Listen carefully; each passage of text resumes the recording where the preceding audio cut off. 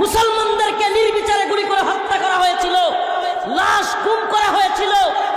ঢাকা শহরের হচ্ছে লাইভ টকশোতে নর্তকীরা নাচানাচি করছে, লাইভ টকশোতে শাপলা চত্বরে, শাহবাগে, সব জায়গায় দেশের আলেম সমাজকে হেয় প্রতিপন্ন করা হচ্ছে, আল্লাহ এবং তার রসুলকে নিয়ে কটূক্তি করা হচ্ছে, আম্মাজান আয়েশাকে গালি দেওয়া হচ্ছে, রাসূল সাল্লাল্লাহু আলাইহি ওয়াসাল্লামকে গালি দেওয়া হচ্ছে। এদেশের সিপাহ সালার তাদের অন্তরের মধ্যে আঘাত লাগলো। আল্লামা শাহ আহমদ শফি, আল্লামা জুনায়েদ বাবুনগরী, আল্লামা নূর হোসেন কাসেমী রাহিমাহুল্লাহ গর্জে উঠলেন, বললেন আর সহ্য করা যায় না, আল্লাহ এবং তার রাসূলকে নিয়ে কটূক্তি করবে। হে উম্মার যুবকেরা, তৈরি হও, শাহবাগের নাস্তিকদের ডালপালা বেশি হয়ে গেছে, ভেঙে চুরমার করে দিতে হবে। এদেশের তাওহীদবাদী প্রজন্ম লাঠি হাতে নিয়ে শাহবাগের দিকে রওনা হলো।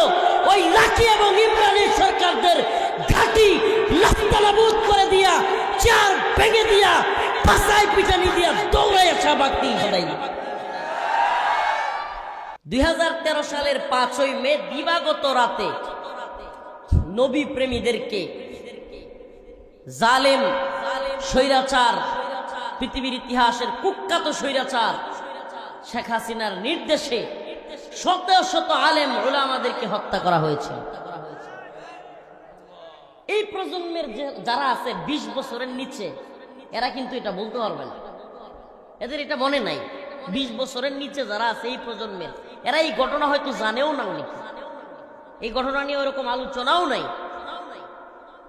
আজকে একটু বলি, যেহেতু ওই রাত 2013 সালের আজকের এই রাতেই মুসলিমদেরকে হত্যা করা হয়েছিল, আর আজকে প্রথম 5ই মে হাসিনা পালায়া যাওয়ার পরে, হাসিনা পালায়া যাওয়ার পরে প্রথমবার 5ই মে। অতএব ওই বিষয়ে কিছু বলা দরকার আছে না? শহীদদেরকে কি ভুলে যাওয়া যাবে? যে জাতি তাদের আত্মত্যাগকারী শহীদদের ভুলে যায়, সে জাতি কখনো সফল হতে পারে না। শহীদদেরকে ভুলে যাওয়া যাবে? এই দেশের জন্য, ইসলামের জন্য, নবীর জন্য, আল্লাহর জন্য, দ্বীনের জন্য জালিমের বিরুদ্ধে যারা রুখে দাঁড়িয়েছে, যাদেরকে গুলি করে শহীদ করা হয়েছে, তাদেরকে কি আমরা ভুলে যেতে পারি?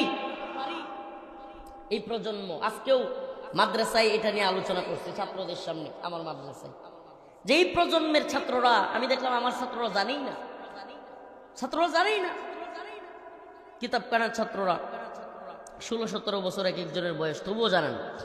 এখানেও যারা 20-এর নিচে আছে, এরা প্রকৃত ঘটনা কি 2013 সালের জানেই না, বলতেই পারবে না। আমরা যারাও জানি, এরাও ভুলে যেতে বসছি। প্রিয় ভাইরা আমার, 2013 সালের এপ্রিলের দিকে, মার্চ থেকে নিয়ে এপ্রিল, বিশেষ করে এপ্রিল, বাংলাদেশে এক আজব খেলা শুরু হয়ে গেছিল। এই খেলা শুরু করছিল গণজাগরণ মঞ্চ নামের একদল নাস্তিক মুরতাদ। কি মঞ্চ? ইতিহাস একটু জানেন? এদেশের ইতিহাস, এটা মুসলমানদের ইতিহাস। আমাকে আমার এলাকাতেও যেগুলো আওয়ামী লীগ করে, বা আমার আপন মামাও আওয়ামী লীগ, আমার নানাও আওয়ামী লীগ, এখন মাঝে মাঝে তারা আলোচনা করে না, রফিকুল আমার কথা কয় যে অনেক আওয়ামী লীগ বিদ্বেষী, আওয়ামী লীগকে দেখতেই পারে না। আমি বলি শুনেন, আওয়ামী লীগকে কেন দেখতে পারি না? মনে করবেন যে হুজুরে শুধু জেলে নিছে, এবার হুজুরে রিমান্ডে নিছে, মামলা দিছে, এই জন্য দেখতে পারে না।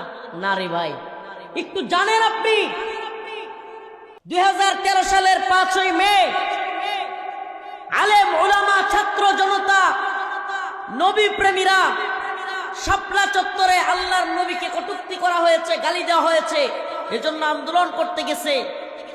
গভীর রজনীতে রাত্র 2টা-3টার সময় তাহাজ্জুদরত, নামাজরত, তাসবিহ হাতে থাকা মুসলমানদের উপর, ঘুমিয়ে থাকা নিরীহ মুসলমানদের উপর নতে নিজামি তুই রাজাকার তুই রাজাকার। ওরে কি বাপ,